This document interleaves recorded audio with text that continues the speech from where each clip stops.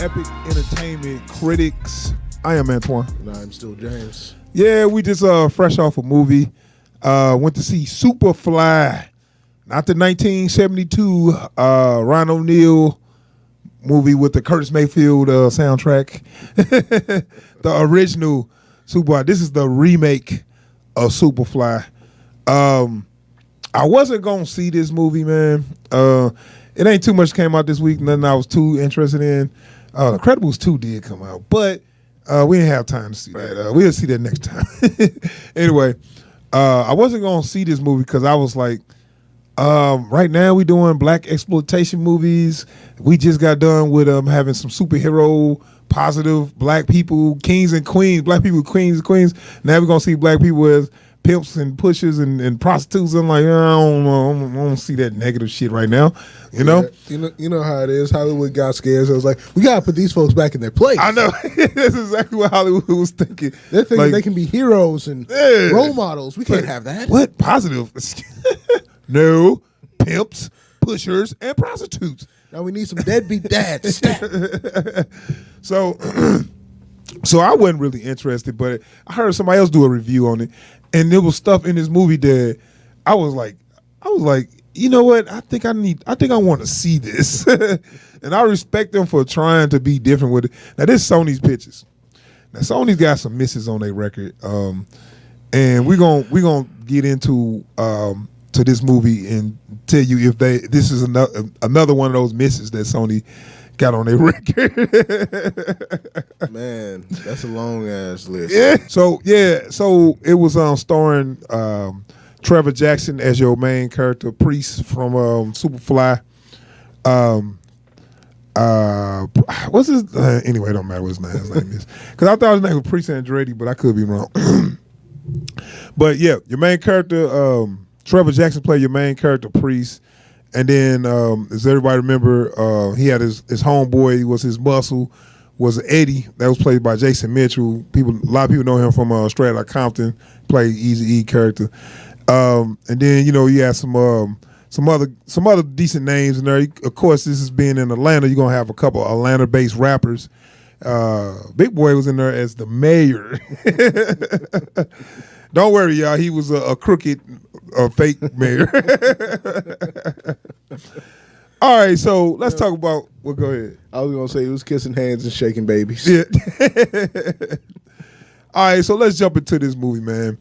As a lot of people know, the original is about, like I said, it's about this a drug dealer named Priest, and I'm a fan of the original because I like blaxploitation. But there was a time, right? It was a time for that, and I think right now it wasn't a good time for this. But like I said, because of what I was hearing about the reviews, I had to go ahead and see it. So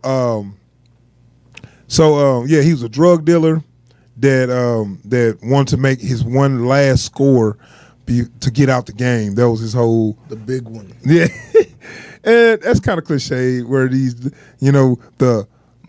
a drug dealer, but he's a drug dealer with a heart of gold. You know what I'm saying? And he wanted to he wanted to get out the game. It's just, and he don't hurt anybody. He just want to make sure, whatever.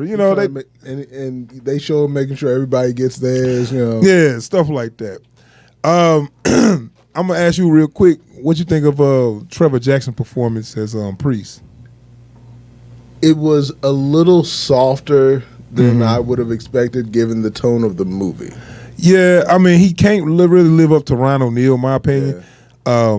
But I was hearing good things about his performance before I seen it, and I feel kind of bad for putting this movie in that position where I had expectations going in, and I thought he did okay. But I wasn't that impressed. Well, because there were a bunch of times where he was supposed to be given some hard lines and he was still soft. Yeah, I mean, and not in the way that some guys that are really about that life never elevate a situation. It was just he was reading. Oh, you felt like he was reading. So that's a testament to his acting. You saying his acting didn't feel genuine? Like there were a couple of times there, like, and I don't know if it was like he had to reread something and they, put the wrong set of lines in, or. But a couple of times I'm like, I felt like he wasn't in the movie. You know what? Well, I'm gonna say I felt I didn't feel that passion where I felt like he was trying, but I didn't feel like when he was saying, I didn't feel nothing behind it where his character was trying to be serious. Like at it's a scene at the beginning where he trying to pretty much check somebody, and I didn't feel it. Yeah. You know what I'm saying? Yeah. Where other actors where you'd have been like, oh shit, okay, I'm feeling this, and I better that other character better do what he say, or you know what I'm saying, it's gonna be some shit. You know, I really didn't feel it. You know, especially for this genre. Yeah. So the thing that matters most is that you feel it. Right. So I ain't saying he did a bad job, but I kind of had higher expectations, and you know that's not really fair because this movie looked like it was gonna be kind of doomed from the word go. Like I'm not gonna say he's a bad actor. I'm never gonna say that unless it's true. Right. But you know, I honestly just don't think this was the right movie. You know, for his style of acting. Yeah, I mean, I think whatever, you know, it is what it is. I think somebody could have done a better job, but I think he did an okay enough job. I'd love to see him in other stuff, though. Yeah. He's young, real young, 21. So you know what I'm saying, up and coming. Yeah. And we do need more of them. Right. But we can talk about that. So they tried to get the SuperFly hair, man. They gave him a perm, and that perm fucking distracted me so much because every time he tried to do something, that hair was all over the place. Oh God, man. That hair was its own character, bro. Man, I knew. Okay, now let me tell you that this movie was very stylized. I'm gonna give them that. So they was basically they was drug dealers in Atlanta, and they was kind of over. What's the word when they just overdoing it? Well, they over stylized a lot of the characters, all right? So they had this rival gang. They had this rival gang called the Snow Patrol. Snow Patrol. And they were all white. Everything, all their cars all white. Their cars, all their clothes, everything. All their guns. They had white guns that looked like some futuristic white guns. Shit. That's one of the reasons why I had to see this movie when I heard about that group, man. I'm looking like, what? The only thing that wasn't white was their women. Yeah, I was wondering, I wonder if they all women white too, just because are they going all the way?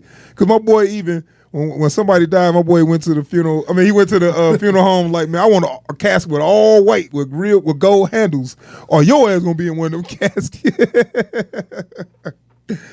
Like, okay, man. God damn. So, you know, it was very stylized like that, and this group is so unrealistic, man. You might as well put a target on your chest and say drug dealer.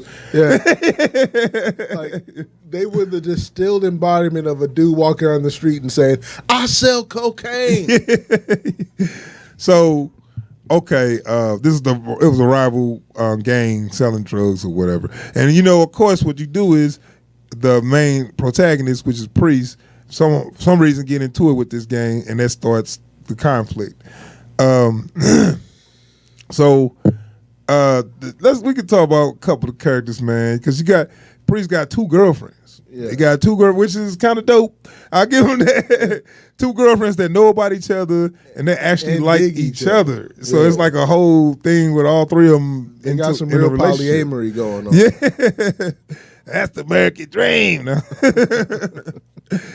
But no, the story itself was basic. So this is where the thing is. They said some of the producers of The Matrix would produce this, so they try to add an action element to it. So this is the part where I was kind of drawn in, where I said, okay, we got the SuperFly story with some action in it. So now, if I can remember correctly, the original SuperFly, he's supposed to know karate. And, you know, karate in the 70s was, you know, a chop here, a kick there, a bad kick here, and a chop there or whatever. So, in this movie, Priest knew martial arts. Don't forget that karate pose. Oh, yeah. And in this movie, he preached new martial arts I too. think it was jujitsu, right? Yeah, maybe. And so so they set up some action scenes. And what you think about the action scenes, man? Well, I'm gonna say it wasn't bad, but it was like it the wasn't slow even- motion. They did a lot of slow motion action scenes in there. Man, you know what? I ain't trying to spoil nothing. I ain't spoiling nothing. They had my dude dodging bullets. Yeah, literally, point blank right. Well, it wasn't like no superhero shit, but it was the way they showed it, which actually wasn't bad. The way they showed it, it just feels cheesy. Yeah, okay. I just want to say it was set up more like an action movie moment, where basically when somebody got in a scuffle, they played it out like an action movie. You know, so it's part gangster movie, part action movie. Like, and I'm in a weird place on this movie because I would have rather they'd gone full in on a gangster movie. Yeah. You So know? you rather them pick one, huh? Yeah, like just because like the action movie moments did not feel like they fit in with the movie. Yeah. Yeah, And I mean, also that your main character hair used to get disproportion every time he fought, and I could not help but look at his hair when he do a spin kick. Man, his hair, he'll turn around. His hair turn around like 2 seconds after he turned around. Yeah. It's like, oh my god, like, that's not. And then by the time the fight's done, like he has an entirely different hairstyle. Yes, and it just looks. That is to date the most distracting hair I've ever seen in a movie. Well, I mean, that's a perm, baby. When you got a perm, you can't do no martial arts. You know what I'm saying? So you got to pick one. You gonna look good or you gonna be an action man. Not only that, man, but like it got to the point I was just waiting for homeboy to do a hair flip. Like just well, you know, he gave you after he did his kick, he was like, you know what I'm saying? Like, don't talk about the hair. So okay, so they gave us a lot of action in this movie. In the middle of a lot of a gangster movie conflict or whatever. So my problem came in with this plot where I was talking when I heard a review, I was saying like, you know, Priest was real smart and all this, and I didn't see it, man, because he was making some dumb decisions to me. Well, I'm waiting for him to seem like he got this great plan that he's so smarter than everybody. Not to me, man. That's where it kind of fell flat for me. Because the thing is, like it wouldn't be so bad except they tell you he's always 3 moves ahead and he's got eyes and ears everywhere. They telling us this, but they ain't showing us. Right. And that is a classic mistake that Hollywood makes, where you want to convince me of something, but you don't show me, and then you tell me, but I don't believe it because I don't believe nothing I'm told. I believe what I see. You know what I'm saying? Exactly. Like, I feel like there could have been a lot more planning into how he plans his moves. I know that's what I was saying. I was waiting to be impressed on his plans and his the moves he was making or whatever, and I wasn't. You know, I remember an old movie called Fresh. I don't know if you've seen that, but it was an old movie with Samuel Jackson and a few other good actors where a kid was real smart. And he used to make all these little plays. He was a real good chess player, and now that was a movie where the little dude had plans, and all that shit just came into play. And I'm looking like, okay, I was impressed on that, but on this one, I just wasn't impressed with. The main character didn't impress me as much as I thought I was going to be. Even his counter moves, like the whole point of putting a counter move in a movie like this is to show how it's like. Your boy can put somebody in a position where they can only make one decision, and his plan is going to entrap them from making that decision.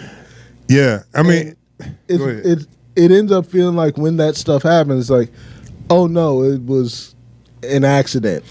I know, and I'm looking like, okay, the stuff he doing looks like anybody could have done. Yeah, that was my problem. Or I'm looking like, where's this master plan? Oh. Anybody could have done this plan. This is not a smart plan, dude. Follow this guy. And talk to this guy. Right, and people probably would have got killed doing this same plan because you didn't have no master plan. You know what I'm saying? It's like, how do you keep this from coming back on you? Oh, it won't. Yeah, right. He didn't have no counter plans. So I mean that part kind of fell flat for me.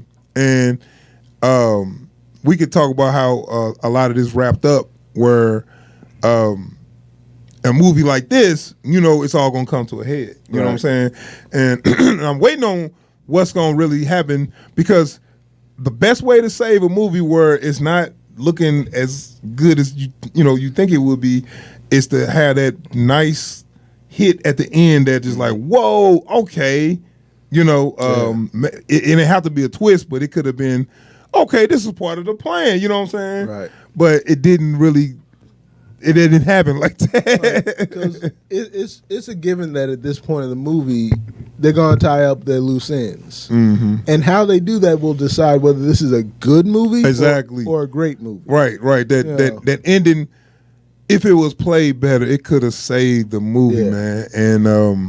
And it didn't, dude. No. That ending, the way it wrapped up, was some typical Hollywood bullshit. It made me kind of mad because you had something a little different. You had a very stylized movie, a very stylized gangster movie with some action in it that was, to me, saying, okay, that made me interested. Which gives you options. Right.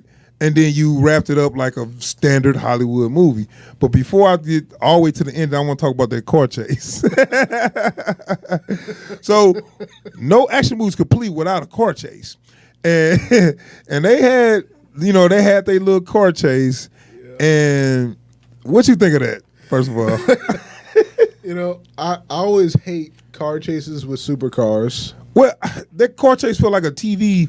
It felt like a TV movie. It felt like some shit I seen back on Dukes of Hazzard or something. Yeah.